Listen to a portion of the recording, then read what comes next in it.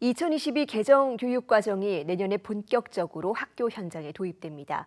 이 교육과정에 맞춰서 새로 만든 역사 교과서가 32종 공개됐는데요. 그런데 이 중 한 출판사에서 만든 교과서를 두고 논란이 일고 있습니다. 친일을 미화하거나 위안부 기술을 축소했다는 건데 먼저 영상부터 보고 오겠습니다.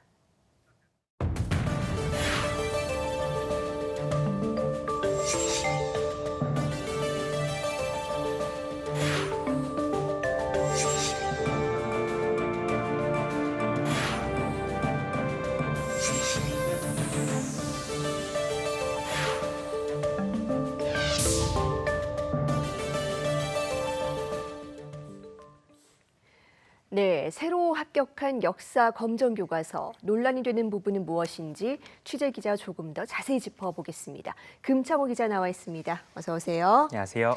네, 이 검정 역사 교과서가 공개가 됐는데 어떤 교과서들이 선정됐는지부터 짚어볼까요? 네, 이번에 검정을 통과한 역사 교과서는 이 9개 출판사의 교과서 32종입니다. 이 학교 급별로 보면 중학교용으로 7개 출판사의 교과서 14종이 나왔고요.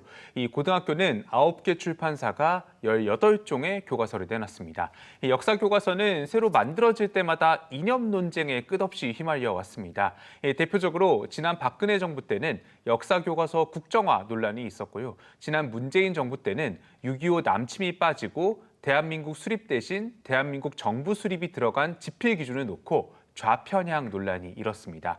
이번 정부에서는 9개 출판사 교과서 모두 다소 보수화됐다는 평가입니다. 이 민주주의 표현 대신 보수학계가 주장하던 자유민주주의 표현을 모든 교과서에서 사용한 게 대표적입니다.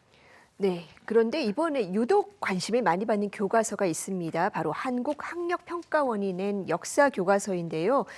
여기가 이 처음으로 검정을 통과한 곳인데 이 표현과 구성을 두고 논란이 많은 거죠. 예, 그렇습니다. 이 말씀하신 것처럼 이번에 처음 교과서 검정을 통과한 출판사인데 상당히 우편향됐다는 평가가 나옵니다. 일단 표지부터 연평도 포격 사건 그림을 넣었고요.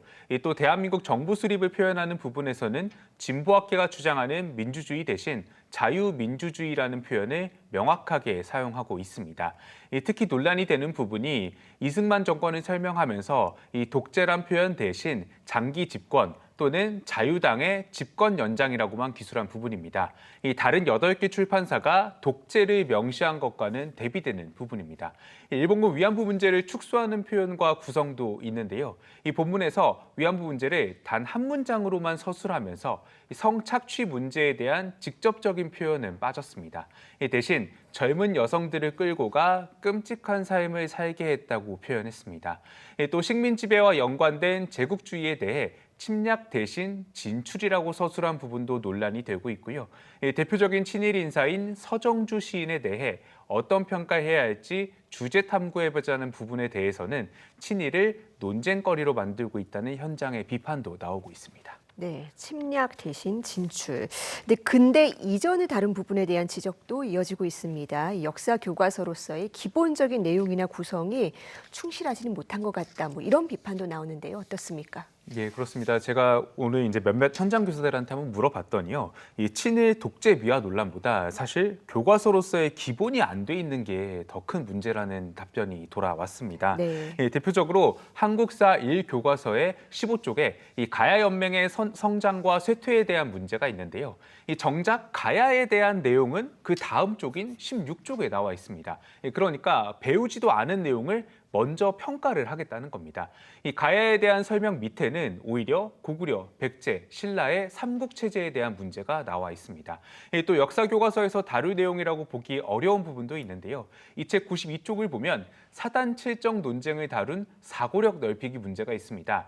우리 삶에서 사단 칠정을 어떻게 발견하고 실천할 수 있는지 알아보자는 내용인데 현장 교사들은 이 문제는 역사 교과보다는 윤리와 사상 교과에 더 맞는 문제라고 지적했습니다. 표절 의혹도 있는데요. 현장 교사들에 따르면 일본에 영향을 미친 백제 문화를 설명하는 문단은 7차 교육과정 국사 교과서의 그 내용과 표현이 똑같습니다. 네, 여러 가지 측면에서 논란이 이어지고 있는데 오늘 국회에서도 이 교과서 놓고 질의가 쏟아졌습니다. 이 선정 절차뿐만이 아니고 집필 과정에도 문제가 있다는 지적이었죠. 예, 그렇습니다. 이 야당 의원들이 이 출판사의 교과서가 어떻게 채택이 될 수 있었는지 오늘 지속적으로 의문을 제기했습니다. 특히 검정 신청을 하려면 이 최근 3년 내 검정 신청 교과와 관련된 도서를 한 권 이상 출판한 실적이 있어야 합니다. 그래서 한국평가원도 지난해 7월 검정 실시 공고 직후에 수능 기출 문제집을 출간을 했는데 이 부분에 대한 지적이 오늘 이어졌습니다. 직접 들어보시겠습니다.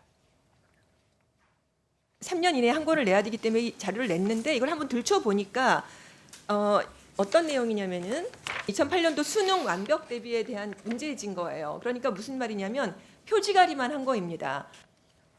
네, 그러니까 이게 작년에 새로 만든 문제집이 아니라 10년도 더 전에 만들어 놓은 도서였다는 겁니다.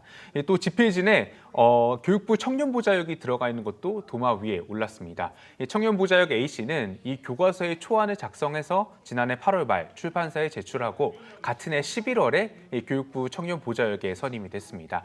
그리고 지난달까지 저자 신분을 유지한 채로 청년보좌역 역할을 수행을 했습니다. 이 검정 결과에 영향을 줄 수 있는 위치에 있었다는 의혹이 제기되고 있습니다. 이에 대해 이주호 교육부 총리는 청년보좌역과 매번 같이 일하는 건 아니라면서 이 검정에 합격한 교과서들이기 때문에 이런 교과서에 대한 비판에 대해선 종합적이고 균형적으로 정부가 살피겠다고 설명했습니다. 네, 교육부는 균형적으로 살피겠다라는 입장을 내놨고요. 자, 이번 교과서 검정 앞두고 또 하나 주목을 끌었던 것이 제주 4.3 사건 부분입니다. 이 관련 내용이 교과서에서 사라질 뻔했기 때문에 더 주목이 됐었는데, 자, 이 4.3 사건에 대한 내용은 전반적으로 어떻게 담겨 있습니까? 네, 이 4.3 사건이 벌어졌던 제주교육청은 이 4.3 집필 시안을 만들어서 각 출판사에 제안을 했었습니다. 대부분의 출판사가 이 내용을 받아들였습니다. 이 불명확했던 민간인 희생자 수를 구체적으로 수치화했고요. 또 제주 4.3의 정의나 진압 시기 등도 바로 잡았습니다. 특히 동아출판을 비롯한 3개 교과서는 4.3 특별법 전면 개정과 이 배상, 보상과 관련된 내용을 새로 추가하기도 했습니다. 하지만 한국학력평가원의 교과서의 표현이 또 문제가 됐습니다. 이 교과서에서는 4.3 사건과 여수 순천 11구 사건에서의 진압 대상을 반란군으로 표기를 했습니다. 네.